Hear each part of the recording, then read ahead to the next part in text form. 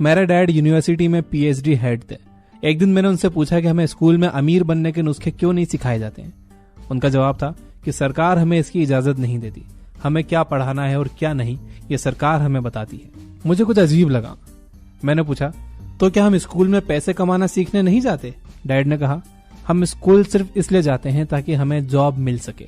मेरा अगला सवाल था कि जॉब तो हमें पैसे कमाने के लिए ही करनी है ना, तो क्यों ना मैं पैसा कमाना सीख लूं और जॉब वाला पार्ट स्किप कर दूं। उन्होंने भड़क कर कहा, पैसे कमाने का तरीका मुझसे पूछने के बजाय अपने दोस्त माइक के डैड से क्यों नहीं पूछ लेते?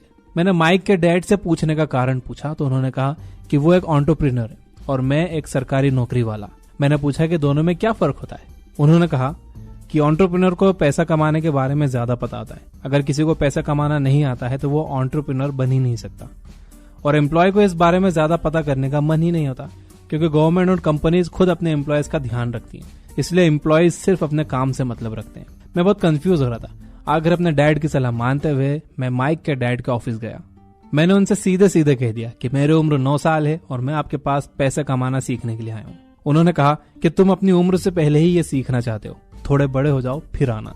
लेकिन मेरे काफी जिद करने पर वो एक शर्त पर मुझे पैसा कमाना सिखाने के लिए तैयार हो गए, और वो शर्त ये थी कि वो मुझसे काम तो करवाएंगे लेकिन कभी भी किसी काम की सैलरी नहीं देंगे। उनका मानना था कि जिस समय लोगों को काम का मेहनताना मिलता है तो लोग एम्प्लॉयज की तरह सोचना शुरू कर देते हैं।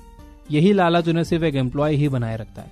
एंटरप्रेन्योर फ्री में काम करते हैं। उस समय मैं सिर्फ 9 साल का था। ये बातें सुनकर मेरा सर चकराने लगा। तो मैंने पूछा, तो फिर मैं पैसे कैसे कमाऊंगा? तो वो बोले, यही पता करना तो एंटरप्रेन्योर का काम है। तो मैं उनके होटल और रेस्टोरेंट में साफ सफाई से लेकर सिगरेट के टुकड़े उठाने जैसे छोटे मोटे काम करने लगा। थोड़ा बड़ा होने पर मैं ऑफिस में काम करने लगा, साथ ही मार्केटिंग और अकाउंट्स का काम भी करता था। इस तरह से मैं एक अप्रेंटिस बनकर काम सीख रहा था, लेकिन फ्री में। मुझे उम्मीद थी कि वो मुझे पैसा कमाना सिखाएंगे, लेकिन वो रोज मेरे साथ मोनोपोली बोर्ड गेम खेलते थे। एक दिन मुझे गुस्सा आ गया। मैंने उनसे कहा कि आप सच में मुझे पैसा कमाना सिखाओगे या हम ये सिर्फ गेम ऑफ मोनोपोली ही खेलते रहेंगे? उन्होंने कहा, मुझे तो नहीं लगता कि हम ये गेम खेल रहे हैं, मैं तो तुम्हें सिखा रहा हूँ। देखो, पैसा कमाना सीखने के कई तरीके हैं। हजारों तरीके में से सबसे बढ़िया तरीका है game of monopoly.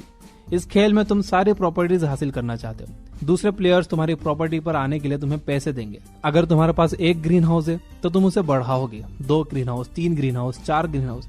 4 green house के बदले एक रेड होटल। इसीलिए सिर्फ खेल में ही नहीं, रियल लाइफ में भी 4 ग्रीन हाउस और एक रेड होटल का फॉर्मूला अपनाओ। यही तो मैं भी कर रहा हूँ।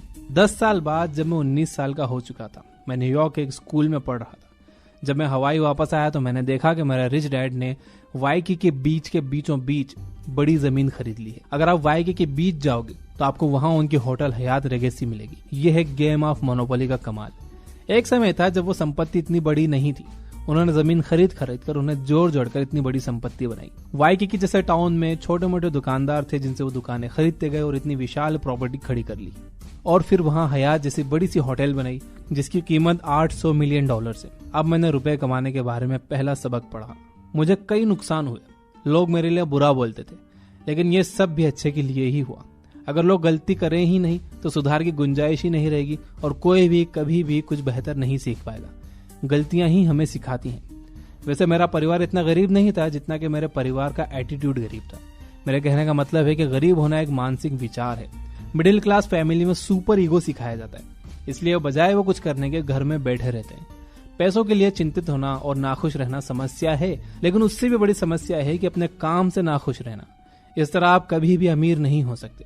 स्कूल में आपको एक डॉक्टर, लॉयर, एम्प्लॉय बनने की शिक्षा तो मिलती है, पर पैसे कैसे कमाए जाते हैं ये नहीं सिखाया जाता। ज्यादातर लोगों में बिजनेस की नॉलेज होती ही नहीं है। उन्हें अकाउंट्स, डेब्ट और टैक्स जैसे सब्जेक्ट का नॉलेज स्कूल में मिलता ही नहीं है। अक्सर लोग मुझसे पूछते हैं कि मेरा रिच डैड को बिजनेस की इतनी समझ कहां से आई जितनी मेरे पुअर डैड को पीएचडी करने के बाद भी नहीं थी।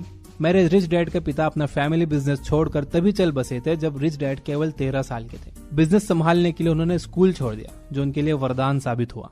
कभी कभी जो चीज बुरी नजर आती है वो असल में हमारे भले के लिए होती है। इसीलिए जो स्कूल में पढ़ाते हैं वो असली टीचर्स नहीं होते, बल्कि परिस्थितियां हमारी असली टीचर्स हैं। स्कूल में पढ़ने वाले टीचर्स रटे रटाए सबक पढ़ाते हैं, नैतिकता की बात करते हैं, लेकिन खुद उसका पालन नहीं करते। एक बार मैंने मेरे टीचर से पूछा कि ये मेरा कैलकुलस का 3rd ईयर है, ये मेरे क्या काम आएगा? उन्होंने कहा कि ये कुछ काम नहीं आएगा। फिर मैंने पूछा, तो आपने मुझे ये पढ़ाया क्यों? उनका जवाब था कि इसी के लिए तो उन्हें सैलरी मिलती है। इसलिए मैं सभी को सलाह देता हूँ कि किसी फेक टीचर के बजाय लाइफ में एक रियल टीचर ढूंढो जो रोज आपको जीने के लिए जरूरी बातें सिखाए। जो पढ़ने में मैं समय बर्बाद करूँ वो काम तो मेरे अकाउंटेंट, अटॉर्नी और बैंकर्स तो कर ही रहे हैं। मैं अपनी टीम के साथ प्रोग्रेस कर रहा हूँ। गरीब लोग हम में से ही एक हैं, वो भी इंसान ही हैं, लेकिन उनमें फियर मेंटेलिटी होती है जो उन्हें आगे नहीं बढ़ने देती। इसी मानसिकता के चलते वो कहते हैं कि मैं इसे अफोर्ड नहीं कर सकता। मेरे पीएचडी डैड कहते थे मेरे पास कोई पैसों का पेड़ नहीं लगा है, मैं इसे अफोर्ड नहीं कर सकता। मेरे रिच डैड कहते थे बस यही सोच किसी को भी अमीर बनने से रोकती है, मैं अफोर्ड नहीं कर सकता, मेरे पास टाइम नहीं है इसलिए मैं ये नहीं कर सकता, क्योंकि वो काम से बचकर भागना चाहते हैं।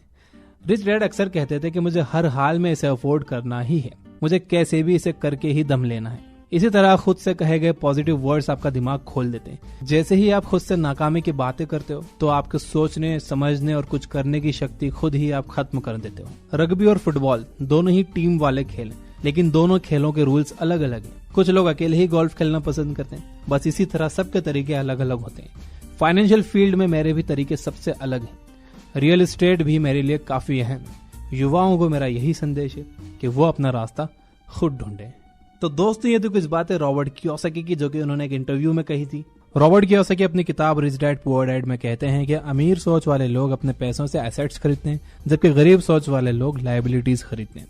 लायबिलिटी ऐसी कोई भी चीज होती है जो आपकी जेब से पैसा निकालती है, जो आपको कमा कर नहीं देती।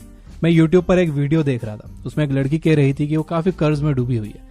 जब उससे पूछा गया कि उसने क्या खरीदने के लिए लोन लिया था और उसकी सैलरी कितनी है, तो उसने कहा कि मेरी सैलरी तो 50,000 है और मैंने लोन लिया था 1 लाख रुपए का फोन खरीदने के लिए। मेरा हैंडबैग ज़ारा का है, वो 50,000 में मैंने लिया था। मेरी सैंडल्स बहुत महंगी हैं, हर महीने बहुत सारी मैं शॉपिंग करती हूँ, नए कपड़े, नए पर्सेस, सब कुछ ब्रांडेड लेती हूँ। जब उससे पूछा गया कि तुम्हारी सैलरी 50,000 है तो सैलरी से ज्यादा खर्च क्यों कर रही हो, वो भी लोन लेकर, इन सब चीजों की जरूरत क्या है? तो उसने बताया कि ये चीजें स्टेटस सिंबल है, मैं अमीर दिखने के लिए ये सब करती हूँ। जिन लोगों में मैं उठती बैठती हूँ मैं चाहती हूँ कि वो लोग मुझे अमीर समझें। तो आप देखोगे कि ऐसे कई लोग हैं जो खुद को अमीर दिखाने की कोशिश करते हैं, असल में वो गरीब होते हैं। ऐसे गरीब जिनके सर पर कर्जा भी होता है, ऐसा कर्ज जो उन्होंने खुद के लिए नहीं लिया है बल्कि दूसरों को दिखाने के लिए चीजें खरीदने के लिए लिया है। ये उन्होंने लायबिलिटीज खरीदी हुई होती हैं जिससे उन्हें कोई फायदा नहीं होता और वो कर्जदार होते ही चले जाते हैं। अब बात करते हैं रिच मेंटालिटी वाले लोगों की। ये लोग अपना पैसा एसेट्स खरीदने में लगाते हैं, यानी वो अपना पैसा बिजनेस में, रियल एस्टेट में, बॉन्ड्स में, स्टॉक्स में लगाते हैं। यानी वो ऐसी चीजों में पैसा लगाते हैं जो उन्हें और पैसा कमा कर देती है। फॉर एग्जाम्पल, आपकी प्रॉपर्टी पर आपको रेंट मिल रहा है तो वो आपकी एसेट है। आपका बिजनेस जो आपको पैसे कमा कर दे रहा है तो वो आपकी एसेट है। आपने शेयर्स खरीद रखे हैं, आपको डिविडेंड मिल रहा है तो ये आपकी एसेट है। आप वो शेयर्स बेचकर पैसा कमा रहे हो तो ये आपकी एसेट है। तो अमीर लोग एसेट्स खरीदते हैं और उन एसेट्स से जो पैसा आता है उससे वो अपने आराम की चीजें खरीदते हैं। अगर बात करें स्टॉक मार्केट की तो कोरोना वायरस और लॉकडाउन का ये जो समय है ये सबसे अच्छा समय है इन्वेस्ट करने का, क्योंकि इस समय बहुत अच्छी कंपनीज के शेयर्स भी आधी कीमतों में मिल रहे हैं।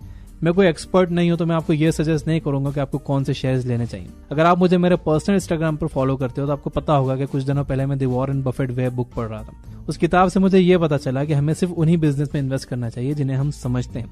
फॉर एग्जाम्पल, आपको टेक बिजनेस के बारे में पता है, आपको पता है कि टेक्नोलॉजी कंपनीज कैसे काम करती हैं, लेकिन आप लालच में टेक्सटाइल कंपनीज के शेयर्स ले लेते हैं तो ये आपके लिए नुकसानदेह हो सकता है, क्योंकि उस बिजनेस की बारीकियां आपको नहीं पता है। तो मैं आपको ये सजेस्ट तो नहीं करूंगा कि आपको कौन सी कंपनीज के शेयर लेने चाहिए, लेकिन मैं आपको 2 ऐसे प्लेटफॉर्म्स के बारे में बता सकता हूं जिनके जरिए आप आसानी से शेयर मार्केट में ट्रेडिंग भी कर सकते हो और लॉन्ग टर्म इन्वेस्टमेंट भी। पहला है एंजल ब्रोकिंग, जिस पर आप फ्री में डीमैट अकाउंट खोल सकते हो। इस पर साइन अप करने वाले हर 100 में से 5 कस्टमर्स को ट्रेडिंग कम्युनिटी टेलीग्राम चैनल से 1000 रुपीज का अमेजन वाउचर मिलेगा। दूसरा प्लेटफॉर्म है जीरोधा, जिसे मैं खुद भी इस्तेमाल करता हूँ। मैंने जीरोधा के जरिए लॉन्ग टर्म इन्वेस्टमेंट के हिसाब से कई कंपनीज में इन्वेस्ट किया है। जीरोधा के अकाउंट ओपनिंग चार्जेस 200 रुपए। इन दोनों के लिंक्स डिस्क्रिप्शन में है। अगर आप शेयर मार्केट में ट्रेडिंग्स के टिप्स लेना चाहते हो तो एक टेलीग्राम चैनल है जिस पर डेली बताया जाता है कि कौन से शेयर्स आपको खरीदने चाहिए और कब बेचने चाहिए, उसका लिंक भी डिस्क्रिप्शन में है। मेरा सजेशन ये है कि आप ट्रेडिंग टिप्स तो लो, लेकिन खुद से भी रिसर्च करो। आप सिर्फ टिप्स पर डिपेंड मत रहो, शेयर्स की रिसर्च करना सीखो। यह स्किल आपकी लाइफ में आपको बहुत काम आएगी।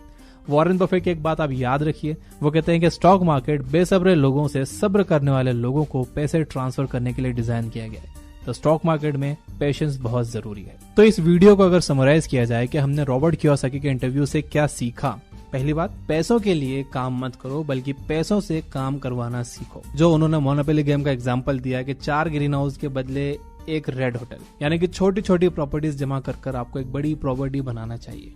दूसरी बात यह कि स्कूल्स हमें पैसों के बारे में नहीं पढ़ाते। स्कूल्स में हमें यह सिखाया जाता है कि हम एक अच्छा एम्प्लॉय कैसे बन सकते हैं। तीसरी बात यह कि आपको पैसों के लिए काम नहीं करना चाहिए, बल्कि आपको अपने पैसों से काम करवाना सीखना चाहिए, ताकि आपका पैसा आपको और ज्यादा पैसा बनाकर दे सके। अगर आप पैसों के लिए काम करोगे तो आप एक एम्प्लॉय ही बनकर रह जाओगे। और चौथी बात यह कि कभी भी आप ये मत कहो कि मैं इसे अफोर्ड नहीं कर सकता, या मेरे पास टाइम नहीं है, या ये बहुत मुश्किल काम है, मैं इसे नहीं कर सकता। बल्कि आप हमेशा ये सोचो कि आप कैसे उस चीज को अफोर्ड कर सकते हो, आप कैसे उस काम को कर सकते हो। कुछ दिनों पहले मैं अलीबाबा के फाउंडर जैक मा का इंटरव्यू सुन रहा था, तो उसमें वो बता रहे थे कि उनकी टीम में जब कोई भी एक इजी आइडिया लेकर आता है कि ये बहुत अच्छा आइडिया, ये बहुत इजी टू डू है, तो वो आइडिया देखते ही नहीं है। वो बस वो आइडिया देखते हैं जिसके बारे में उनकी टीम के लोग कहते हैं कि बहुत टफ है, करना मुश्किल है।